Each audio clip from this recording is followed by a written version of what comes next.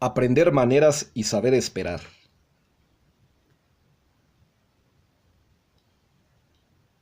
Durante 2 años más, hasta 1746, Kant siguió asistiendo a su padre en Königsberg,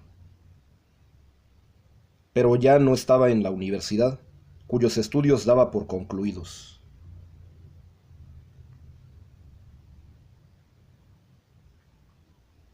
Tras la muerte de su progenitor, hacia agosto de 1746, comenzó a resolver los asuntos familiares.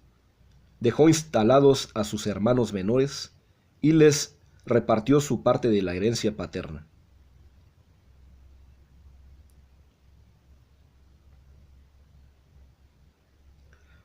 Solo entonces mandó al censor su libro sobre las fuerzas vivas.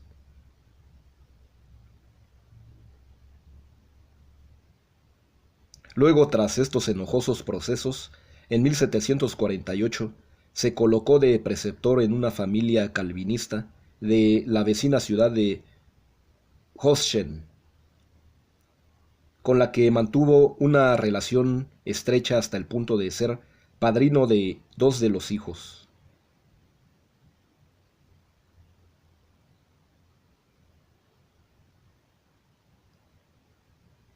Estuvo 3 años en su destino, con pleno reconocimiento de sus patrones.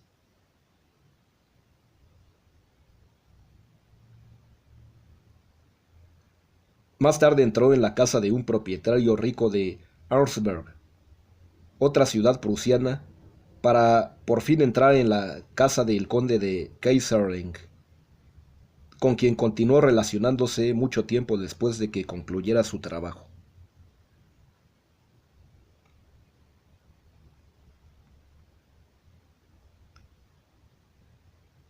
Aunque esta ocupación se le antojaría más adelante como una pesadilla, no hay que olvidar que mientras la llevó a cabo, Kant trabó relaciones personales que trascendieron su función.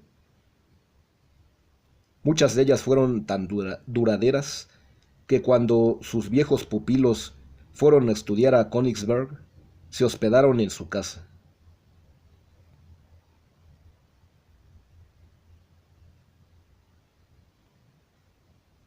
La leyenda dice que Kant nunca salió de Königsberg, pero la realidad es que estuvo 6 años fuera de su alma mater.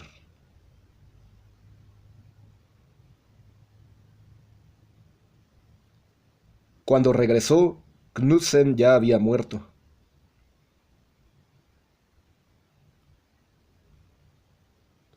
Los trabajos que comenzó a redactar e imprimir tenían que ver con sus intereses cosmogónicos, sobre la teoría de la Tierra y sobre la edad real del planeta.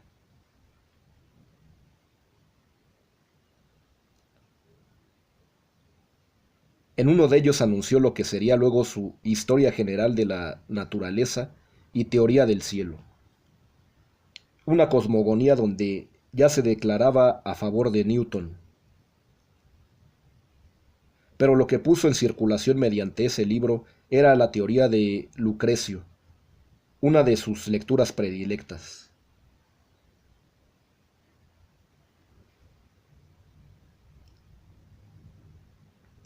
Kant se había marchado de Königsberg con motivo de un desafío a uno de sus maestros, y ahora volvía con la cabeza alta.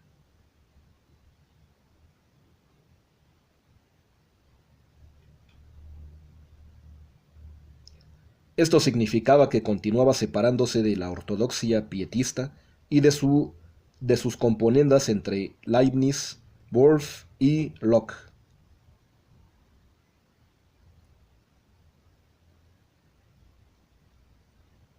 Ahora habría que medir si el nuevo rey era verdaderamente tan liberal en materia de filosofía y de religión como se decía por doquier.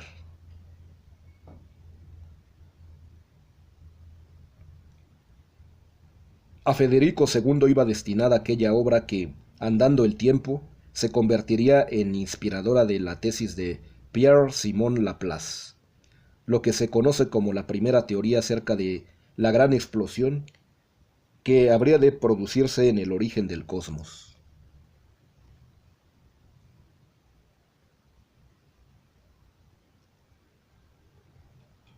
La historia general pasó tan desapercibida como sus anteriores trabajos, y los acreedores de la imprenta se quedaron con el libro cuando el editor quebró.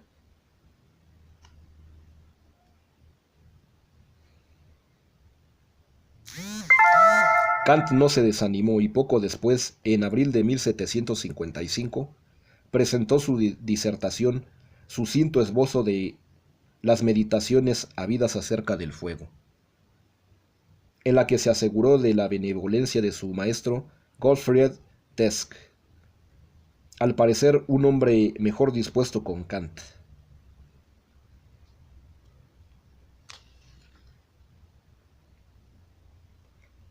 El acto fue impresionante, y Kant disertó sobre las formas de enseñar filosofía. Fue un desagravio.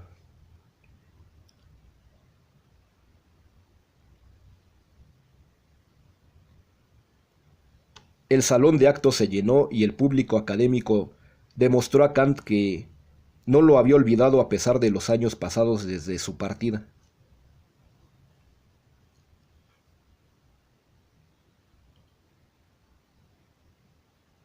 Luego, de una forma realmente vertiginosa, en septiembre de ese mismo 1755, leyó la conocida disertación, Nueva dilucidación de los primeros principios del conocimiento de la metafísica, en la que ya demostraba que el conocimiento no se podía sostener sobre los dos principios de Leibniz, el de identidad y el de razón suficiente.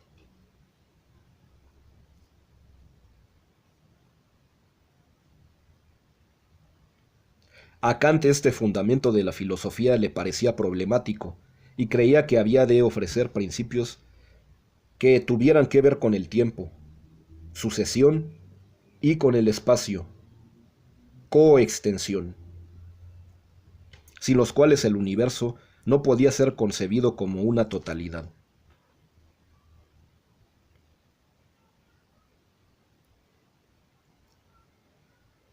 Lo que Dios mantenía como un esquema en su intelecto, luego se desplegaba en la conexión universal de las sustancias en el espacio.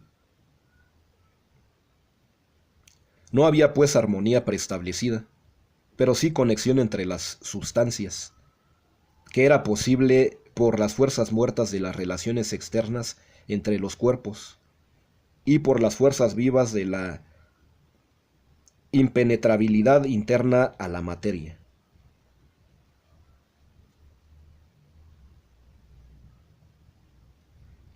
Solo el juego de ambas permitía la relación general del universo.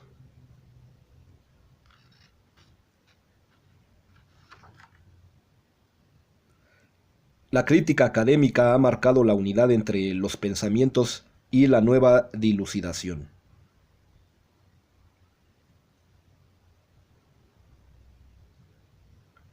En realidad también la hay con el consiguiente escrito de Kant, la tercera disertación destinada a obtener la venia docendi, que se leyó en abril de 1756 y para la que encontró el título adecuado al pensamiento propio que venía formando con independencia. Monadología física o el uso en la filosofía natural de la metafísica y la geometría.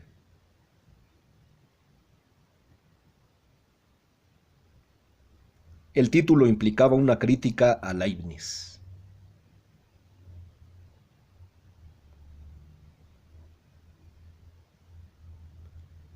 Había necesidad de ir más allá de Newton y de las meras leyes mecánicas.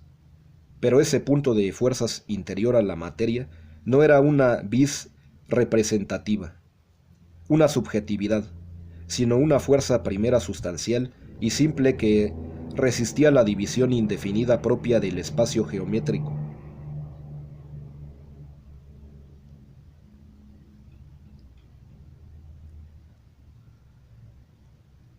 Newton era muy útil para todo lo que significaba la construcción geométrica de la materia, pero no podía ayudar a la hora de comprender lo que en la materia iba más allá de la geometría, la impenetrabilidad.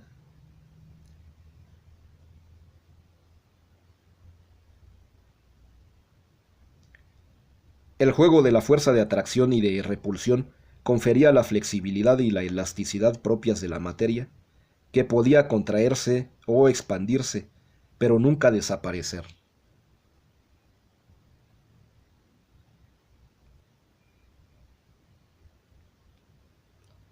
Por lo demás, esta construcción de la materia como fuerza de atracción y repulsión determinaba el propio aliento de la teoría cosmogónica de Kant. Condensada la materia en un centro general del universo recién creado, justo en ese instante se dejaba sentir la fuerza más impetuosa de la repulsión, el estallido inicial del universo.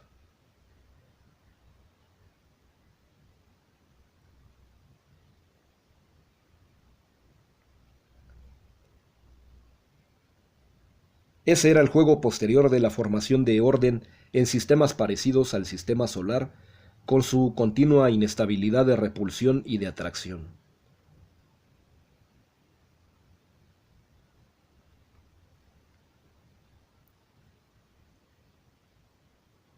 Así, se podía hablar de un juego infinito de formación y destrucción de cosmos.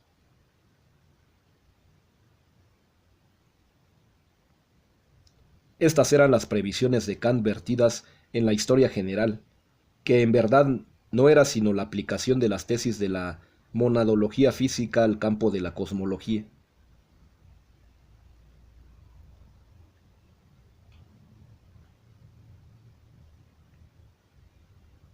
Como se puede apreciar, la teoría privaba a la Tierra de toda centralidad religiosa.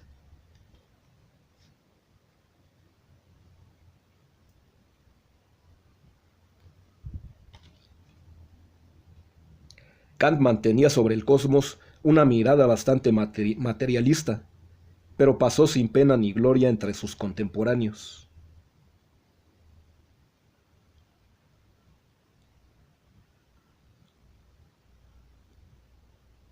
Sin embargo, la elasticidad de la materia, la imposibilidad de reducir su estudio a la mecánica clásica, la complejidad de traducir a categorías matemáticas las fuerzas dinámicas, todo ello tuvo una larga repercusión en su pensamiento.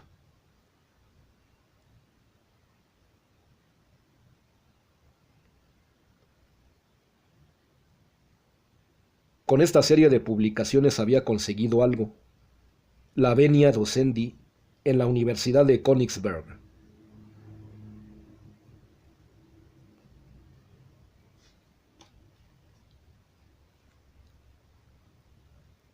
Ahora, un largo camino de paciencia y de trabajo como privat-docent se abría ante él, y su estabilidad económica dependería de su capacidad de atraer alumnos.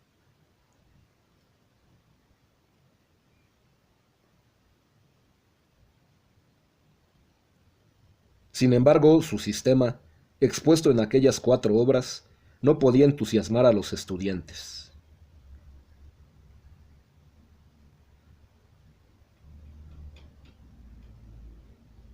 Por ello, en sus clases debía entregarse a multitud de materias, siempre al acecho para captar a los estudiantes que habrían de mantenerlo con el dinero de sus tasas.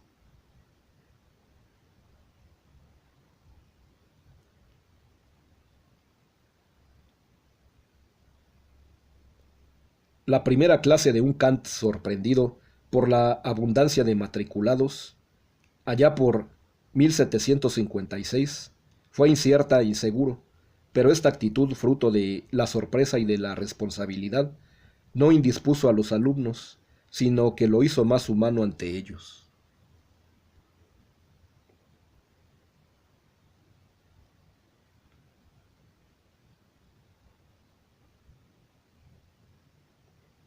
Las clases de Kant abarcaban todas las disciplinas filosóficas, desde la lógica hasta la metafísica, sin dejar de lado las matemáticas y la física.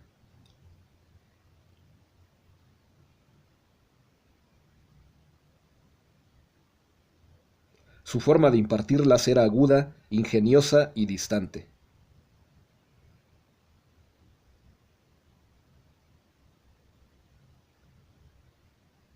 Sus alumnos reían sus bromas, pero él continuaba con su discurso impertérrito.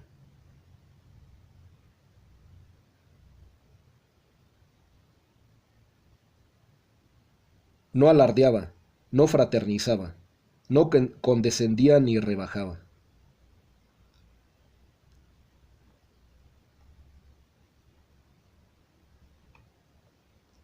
Le gustaba responder preguntas, pero no que lo consideraran un maestro. Deseaba que siguieran el libre curso de sus pensamientos, no que fijaran sus palabras en apuntes, y sus clases estaban siempre en el punto de mira de la ortodoxia pietista.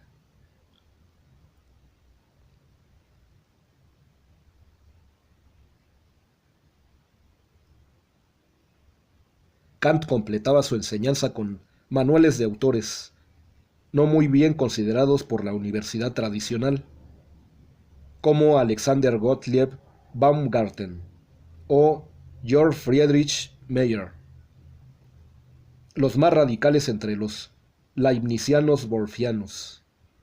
Pero en sus clases él iba todavía más allá, y los autores más citados eran los británicos Francis Hodgson y David Hume. Algunas de sus obras se acababan de traducir al alemán en 1755.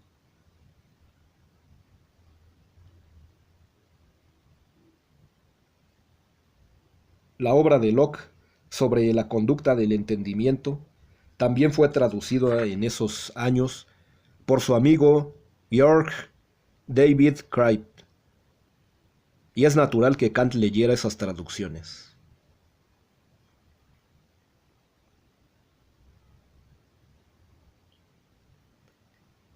Todo eso hacía que su figura no fuera bien vista por la oficialidad pietista, pero sí por el estudiando y por la élite culta y militar de la ciudad, de la que Kant era un interlocutor preferido.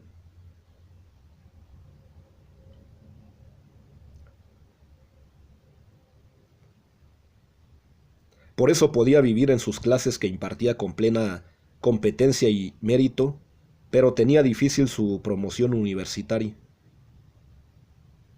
La plaza que había dejado vacante Knudsen salió a concurso en 1757, pero no fue para él.